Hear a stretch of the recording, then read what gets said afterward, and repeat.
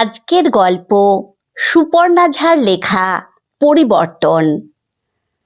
বেজাত কুজাতের বাড়ির মেয়ে আনলে এমনই হয়, এঁটো কাটা কিছুই মানে না।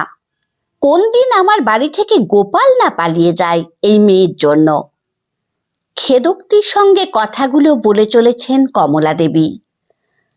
তখনই পই পই করে বারণ করেছিলাম বাবুকে, এই ভিন জাতের মেয়েকে বিয়ে করিস না বাবু।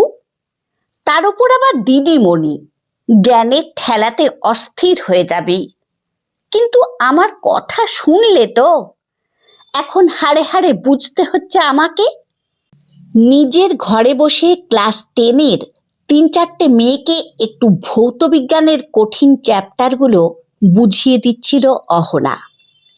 এমনিতে শাশুড়ি মায়ের ভয়ে বাড়িতে কাউকেই পড়াতে চায় না অহনা, কিন্তু এই মেয়েগুলি ক্লাসে একটু পিছিয়ে পড়েছে, তাই আলাদা করে বোঝানোর জন্যই ওদের ডাকা। শাশুড়ি মায়ের বকবকানি শুনেও না শোনার ভান করে অহনা। এ যে নিত্য দিনের ব্যাপার হয়ে দাঁড়িয়েছে, তাই আর গা করে না সে। আরো বেশি করে ছাত্রছাত্রীদেরকে বোঝাতে থাকে ভৌত বিজ্ঞানের জটিল সব তত্ত্ব। রানী রাসমণি বালিকা বিদ্যালয়ের ভৌত বিজ্ঞানের শিক্ষিকা অহনা সাহা। কয়েক মাস আগে বিয়ে হয়েছে রজতাভ গাঙ্গুলির সঙ্গে। রজত কলেজে পড়ায়। বিজ্ঞান নিয়ে একটা অনুষ্ঠানে অহনাদের স্কুলে গিয়েছিল রজত। ওখানেই আমাদের দৈনন্দিন জীবনে বিজ্ঞানের ভূমিকা এর উপরে একটা সেমিনারে অহনার বক্তৃতা শুনে রজত অহনার প্রেমে পড়ে গেছিল। যদিও মুখ ফুটে নিজে থেকে অহনাকে প্রপোজ করেনি রজত। অহনার ব্যাপারে খোঁজ খবর নিয়ে প্রথমেই বাড়িতে এসে তার মাকে জানিয়েছিল।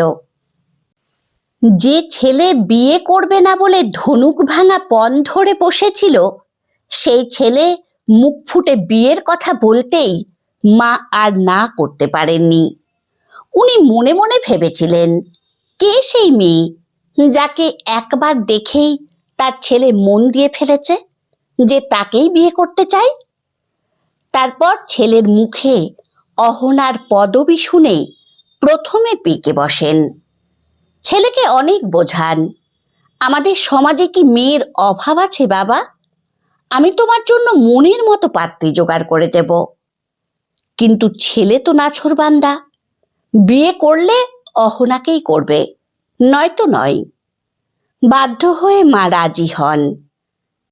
স্বামী গত হবার পর এই ছেলে আর গোপালকে নিয়েই উনার জীবন, তাই কোনো মতেই তাদেরকে রুষ্ট করা যাবে না।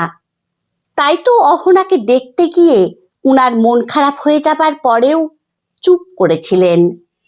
উনার লম্বা ফর্সা ছেলের পাশে শ্যামলা রোগা পাতলা অহনাকে একদমই মানায় না। তবু ছেলের জন্য সব মেনে নিয়েছিলেন। কিন্তু ওর সঙ্গে এক ছাদের তলায় বাস এখন যেন দিন দিন অসহ্য হয়ে উঠছে। রজতের কাছে মাঝে মাঝেই অহনার নামে নালিশ করে রজতের মা। অহনা কিন্তু কোনো দিন রজতের কাছে কোনো অভিযোগ করেনি তার মায়ের নামে।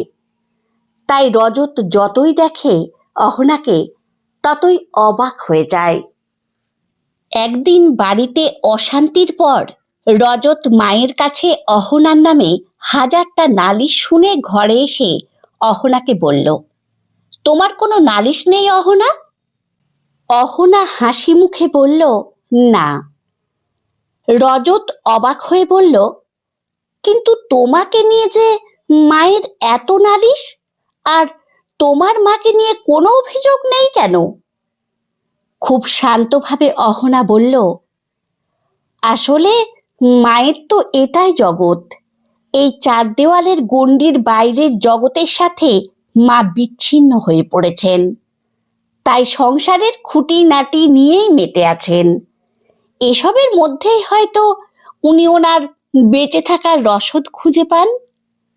তাছাড়া উনার জগতে আমি প্রবেশ করেছি, তাই আমাকে মেনে নিতে তো উনার একটু কষ্ট হবেই। তুমি এসবের মধ্যে পড়ো না গো, আমার কোনো অভিযোগ নেই। রজত সেদিনই বুঝেছিল অহনাকে পছন্দ করাটা ছিল তার জীবনের একদম সঠিক সিদ্ধান্ত। মায়ের এই শুচিবায়গ্রস্ত স্বভাবের জন্যই এতদিন বিয়ে করতে চাইতো না রজত।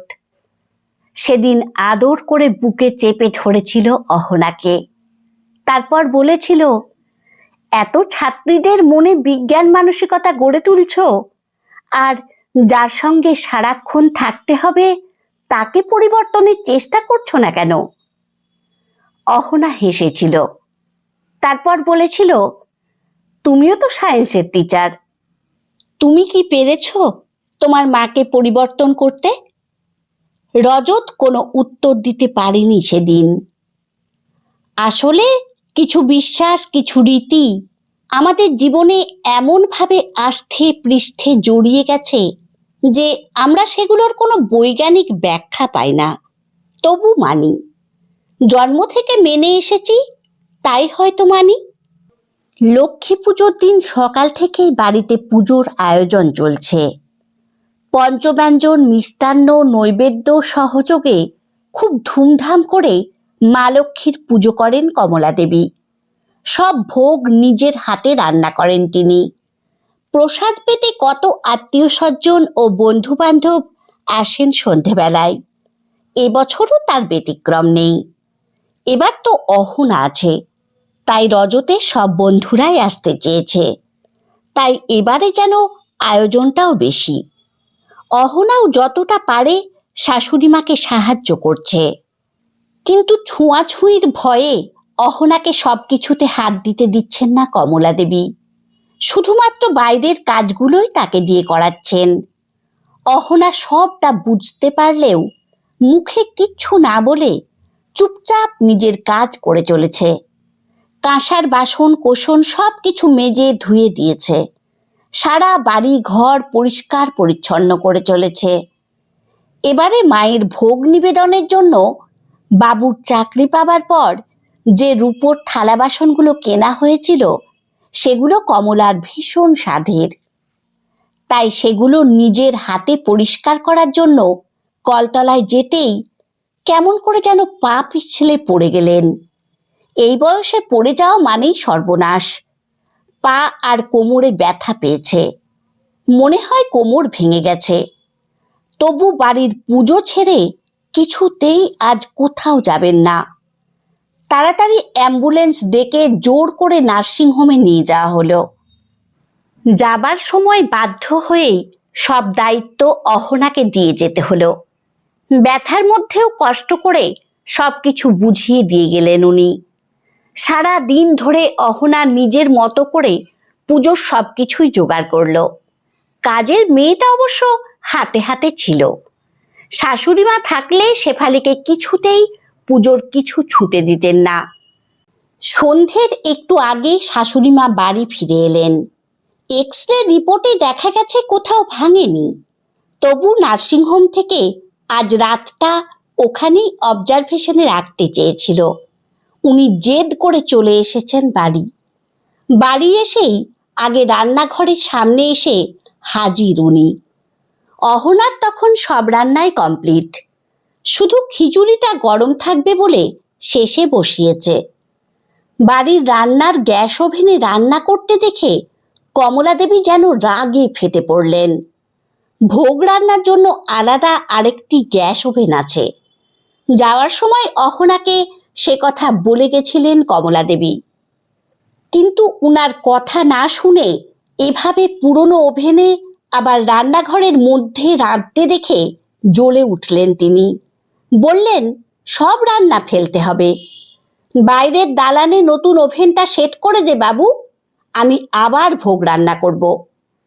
আসলে অহনা নতুন ওভেনটা সেট করতে পারেনি।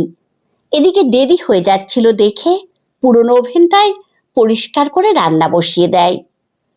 খুব শান্তভাবে শাশুড়ির কাছে গিয়ে অহনা বলল, ওভেনটা তো পাল্টাবেন মা, কিন্তু সিলিন্ডারটার কি হবে? মা ছেলের মুখের দিকে তাকান। অহনা আবার বলে, আর এই আমিষ হাত দুটোর কি হবে মা? কোথায় ফেলবেন এদের? এই হাত দিয়ে ভালো মন্দ কত কাজই তো করতে হয় আমাদের। গতকালই তো আপনার কোমরটা পরিষ্কার করেছিলেন না ওই হাত দিয়েই?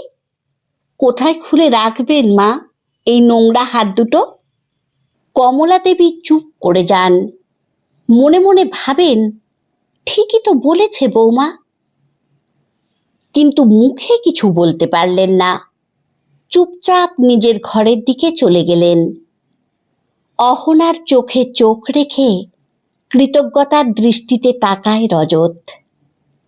আমার গল্প পাঠ যদি আপনাদের ভালো লেগে থাকে তাহলে লাইক, কমেন্ট ও শেয়ার করে দেবেন।